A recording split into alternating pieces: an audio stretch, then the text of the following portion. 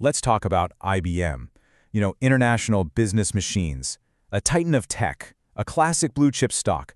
But lately, the market has been asking a really, really serious question. Is IBM on the brink of a total collapse, or is it maybe one of the best deep value buys out there right now? Okay, let's dive into this financial tug-of-war. It all kicked off with this number, $30 billion. That's how much market cap was just gone, wiped out from IBM's value in what felt like the blink of an eye. A number that big doesn't just happen by accident. It's a huge flashing red light that something fundamental has shifted in how the market sees this company. And look, this wasn't just a bad day at the office. This was a historically bad day. We're talking about the single worst stock plunge for IBM in a quarter of a century. So what was the trigger? A single event, one announcement on February 23rd, 2026. That sent absolute shockwaves through the market and really ignited this fierce debate between the bulls and the bears. So let's start with the bears, right? These are the folks who drove that massive $30 billion sell-off. Their entire case is really built on one core idea, a fundamental, game-changing disruption to one of IBM's most profitable, most protected businesses. Now, to really get the fear here, you have to understand what people call IBM's COBOL consulting moat. For decades, all the big players, banks, airlines, governments, they've run their most critical systems on this ancient programming language called COBOL. It's old, it's clunky, and almost nobody knows how to work with it anymore. So IBM built this massive, incredibly high-margin business being the world's expert on it. It's been like a fortress made of money for them. Until now, that is. The threat came out of nowhere in the form of a new AI tool from a company called Anthropic. It's called Claude Code, and its promise is nothing short of revolutionary: to completely automate the incredibly difficult work of modernizing and translating all that old COBOL code. The market saw this and didn't even hesitate. It was like a direct missile aimed right at the heart of IBM's fortress. And if you look at how the bearish arguments stack up, the weighting is crystal clear. That direct threat to the COBOL mode, that gets a perfect 5 out of 5. It is absolutely the biggest, most immediate fear. And that's backed up by a wave of analyst downgrades, a general panic across the whole sector about AI automating service jobs, and just the sheer violence of that stock drop. All those score a strong 4 out of 5. The market is basically screaming that it's lost confidence, not just in IBM's moat, but in its ability to pivot at all. But you know how it goes. For every seller, there has to be a buyer. So let's flip the coin and look at the bull case. The bulls are looking at that same $30 billion drop, and they're not seeing a disaster. No, they're seeing a massive market overreaction and maybe, just maybe, a golden opportunity.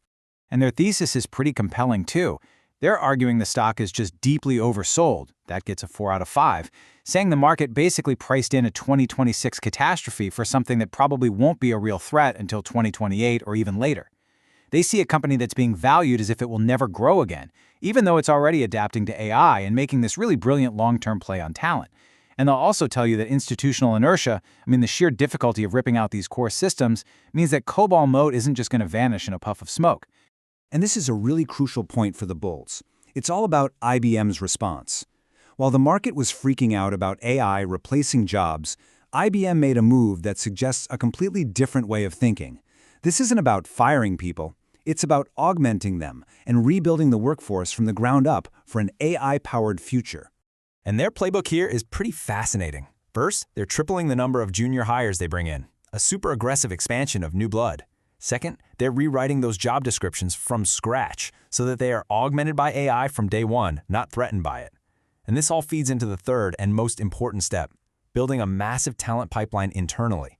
It's a huge bet that it's way cheaper and smarter to grow your own experts than to get into a bidding war for expensive senior talent later on.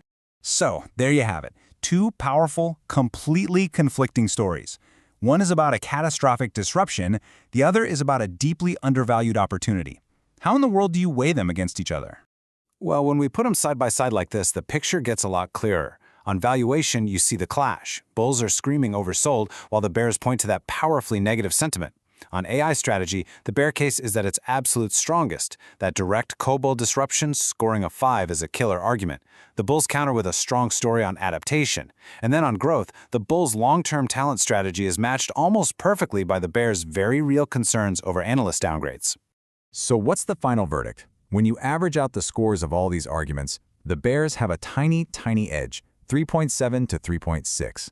What this tells us is that, based on the immediate, tangible evidence we have right now, especially that COBOL threat, the bearish pace is just a little bit stronger. But that gap is so narrow it's almost a rounding error, which tells you the bull's arguments about long-term value and strategic recovery are carrying some serious weight.